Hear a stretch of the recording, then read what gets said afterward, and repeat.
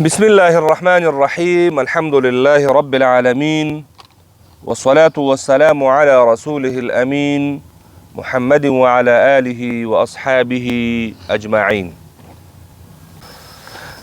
د اسکان، روم او یا اشمام سره د وقف کولو طریقه دلته خو مو پیژندل.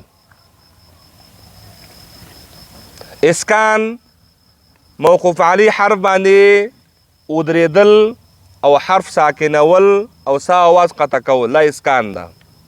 روم د موقوف علی حرف د حرکت دریمه حصہ ویل دې ته روم ویل کیږي.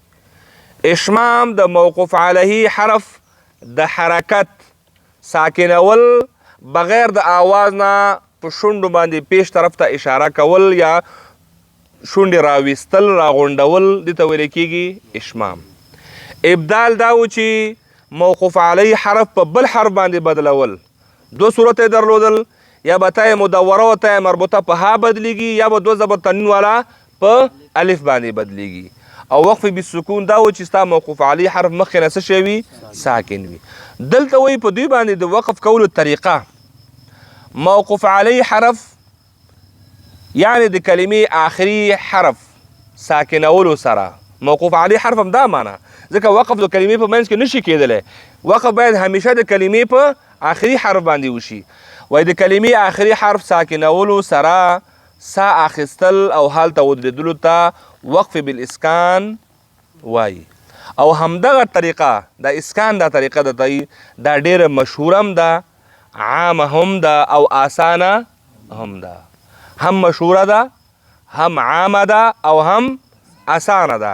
نو باید په آسان باندې عمل وشي، عام باندې عمل وشي چې د خلکو په زړونو کې شکوک او شبهات پیدا نه شي. شونډې ولې راوویستلې؟ یو چا سره لګیا، یو مثلا یو سپین ږیری تا ته وایي چې ما ته قرآن شریف وښیه که نه. کله کله پیدا کېږي، مشران دي، نو ته دا الحمد ورته صحیح کوې، مسجد کې ناست دی چې مونځ ورته صحیح کوې، هغه وایي نستعین، تو ورته اشمام وکوه. دلته هغه وایي ما د ټکي نه صحیح کېږي، ته راباندې اشمام کوې. نو هغه به وایي چې دا اشمام علا څه شي؟ یعنې تا ته وایي چې عام دا تا دپاره یادوي، دا اسکان تا دپاره یادوي، دا روم تا دپاره یادوي. نو دا نور طریقې، دا کیفیتونه ته به یې په ټولو کیفیتو باندې حاکم واوسې. ته ځکه ته د علم التجوید استاد جوړېدل غواړې، علم التجوید په څانګه کې ناست یې، ته په دې طریقه باندې حاکمېدل ستا په کار دی. خو یو عام سړي دپاره عامه طریقه اختیاره کړه، اسانه طریقه اختیاره کړه. د هغه زړه د قرآن نه مه توروه چې دلته د روم ونه کوو، دا ولاد ډېر غټ نقصان دی وکوو دلته. نو هغه ته روم ولې ښیې؟ هغه ته دا تا دپاره نه ده. ډېرې خبرې خو در چا دپاره نه وي که نه. د عبادتونو کې هم ګوره مراتب دي، د هر چا د عبادت طریقه فرق کوي. جناب نبی کریم صلی الله علیه وسلم سیرت چې تاسو مطالعه کوئ، هغه په ډېرو ځایونو کې عبادات کړي دي، خو چې هغه عبادت نورو کړي رسول الله منې کړي. دا کار مه کوه، دا کار مه کوه، ځکه د هر چا طاقت د هغې مطابق خبره کول پکار دي. نو اسکان او روم او اشمام د تا دپاره دي، ښه، د عوامو دپاره نه دي. عوامو دپاره مشهوره طریقه اختیار که. هغې دغه هم نه کوي، هغې دغه ساکن الحمدلله رب العالمین هداسې وایي، ورته عالمین مه وایه، عالمین ووایه.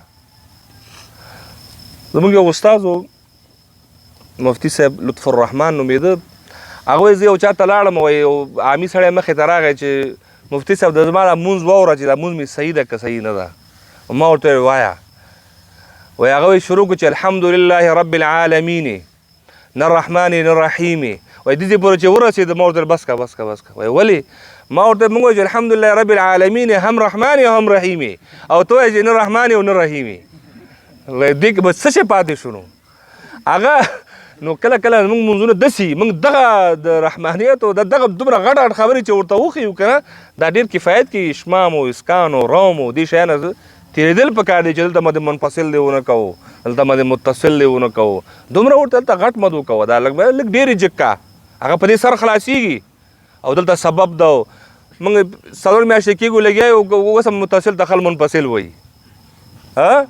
هلته ورته ګوري ګوري ګوري، بیا اخر کې او ولا دلته خو بله کلمه کې ده.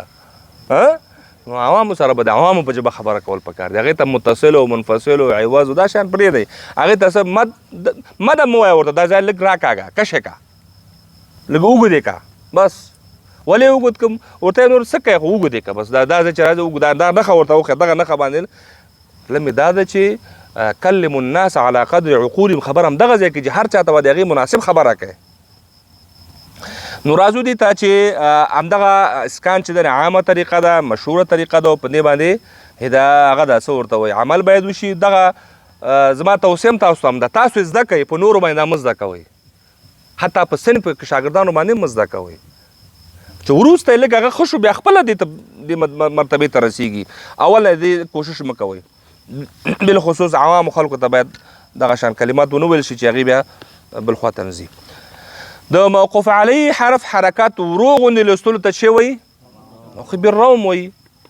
حرکت یې ووایه، ساکنه وه مه لکه اسکان غوندې، وی وایه، ورو غوندې ووایه، لږ غوندې ووایه، ته یې خپله پرې تلفظ وکړې او بل څوک درنه وانه وړي. صحیح شو؟ او پیښ والا حرف چې دی نو ساکن لوستل او ورسره د شونډو راټولولو سره پیښ طرف ته اشاره کول. حرف ساکن لوستل لکه اسکان، خو اضافه کار پکې څه ده؟ شونډې راویستل. دغه ته ویل کېږي وقف بالاشمام. په دغه طریقه باندې چې د وقف وکړو چې اواز پکې نشته او شونډې دې راوتي، دا به څه وي؟ اشمام وي. او چې حرف د ساکن که نه پکې شونډې راوتل وي، نه پکې د حرکت درېیمه حصه وتل وي، ساکن په ساکن باندې وي، دا اسکان ده او عامه طریقه ده او اسانه طریقه ده. او که د حرکت لږ غونې برخه دې وویلې نو دا روم ده. صحیح شو؟ خلاصه دا چې وقف بالاسکان په هر حرکت یعنی زبر، زیر، پیش په دریو واړو کې کیږي. موقوف علیه حرف که زبر وي، موقوف علیه حرف باندې که زیر وي، موقوف علیه حرف باندې که پیش وي، یعنی مفتوح وي، مکسور وي یا مضموم وي.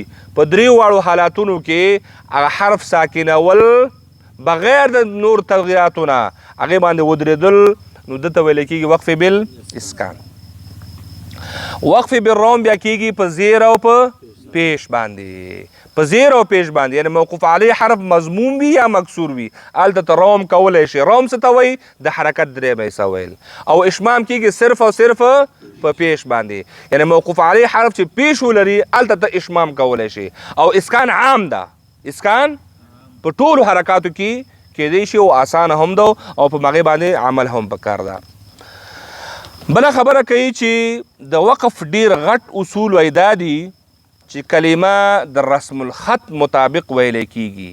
کلمه د رسم الخط مطابق، څه چې په خط کې رسم الخط، ما ته د مخکې مې د دې باندې خبره کړې ده، مستقل یو علم ده. رسم د لیکلو ته وایي، خط یعنی د قرآن کریم د لیکلو کوم طرز چې ده دې علم ته ویل کېږي علم رسم الخط. صحیح شو؟ دلته همدا خبره کوي د غټ د وقف اصول دا دي چې وقف به ته کوې خو رسم ته په کتو، چیش ته په کتو؟ رسم ته په کتو. همدې وجې نه موږ تای مدوره او تای مربوطه په ها باندې ولې بدلو؟ ځکه مخکې نه تیار ها په شکل لیکل شوی، رسم یې د ها په شکل ده. همدغه کلمه که په بل ځای کې په مفتوحه تا سره لیکل شوی هغه بیا موږ نه بدلو، او هلته چې هغه هم تانیث کلمه وي. ما تاسو ته ویل چې څو کلمات په قرآن کې اوس جنتون ته یې مربوطه سره هم لیکل شوی، خو ته یې مفتوحه سره هم لیکل شوی، خو دواړو معنا یو ده، کلمه هم یو ده، دواړه هم کلمه چې تانیث کلمې دي، خو یو کې خو تانیث علامه معلومه ده، ته یې مدوره ته یې مربوطه، بل کې نه ده معلومه. خو هغه حکم په خپل ځای باندې، خو چې کله ته وقف کوې، وقف چې کوې چې کوم په تانیث باندې لیکل شوي هغه په ها باندې بدلیږي، او کوم چې په تانیث سره نه لیکل شوی هغه په ها باندې بیا نه بدلیږي، هغه په خپل حال باندې څه کېږي؟ باقي پاتې کېږي. د وقف لوی اصول وایي همدا دي. اوس خبیرا باندې تیار الف لیکل شوی دی، مخکې رسم کې الف موجود ده، وایه که نه؟ خبیرا په ځای به څه وایي؟ خبیره. خو دو زیر او دو پیش تنوین سره الف نه ده لیکل شوی، چې نه ده لیکل شوی نو ته به هم نه وایې، ساکنه یې به لکه د نورو حرکاتو په شان. همدغه شان په وقف کې هم ویلی کېږي، یعنې څه چې په رسم کې وي هغه په وقف کې هم ویلی کېږي، لکه ګول یا مدوره ته په ها سره بدلیږي او دوه زبرونو والا تنوین په الف سره بدلیږي چې هلته الف تیار د مخکې نه څنګه شوی وي لیکل شوی وي. لکه علیمن کې علیمن باندې چې د وقف کې نو هلته ورته الف لیکل شوی دی ته به څه شی کوې اوس علیمه ځکه رسم کې الف موجود دی. وقف به د رسم مطابق کوئ وقف به د رسم مطابق کوئ. اوس وی البته ولاړ پیش یا ولاړ زبر یا ولاړ زیر په وقف کې نه لوستل کېږي ولې چې حرکات او سکنات دا د رسم الخط نه خارج دي. حرکات او سکنات په رسم الخط کې داخله د رسم الخط نه مراد د کلمې هغه جوړښت ده د کلمه د کومو حروفو نه جوړ ده. نو حرکات او سکنات خو په کلمه کې داخل نه دي کنه دا خو وروسته لګېدلي دي او حرکات او سکناتو ته اعتبار هم په وقف کې نشته. او بله خبره ده چې د حرکات او سکنات نه دي دا خو ډېره وروسته زمانه کې لګول شوي دي. او اخرنۍ خبره کوي چې وقف بالرام او وقف بالاشمام په عارضي حرکت او په ګول تا باندې هم جایز نه ده. په عارضي حرکت او په ګول تا باندې هم جایز نه ده.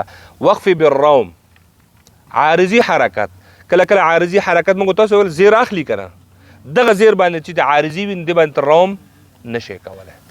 او په ګول مدوره تا باندې خو مثلا مضموم راځي مکسور راځي نو هلته خپله ختمیږي چې خپله ختمیږي نو حرکت ته بیا اعتبار نشته په دې باندې جایز نه ده. وصلی الله تعالی علی خیر خلقه محمد و آله و اصحابه اجمعین.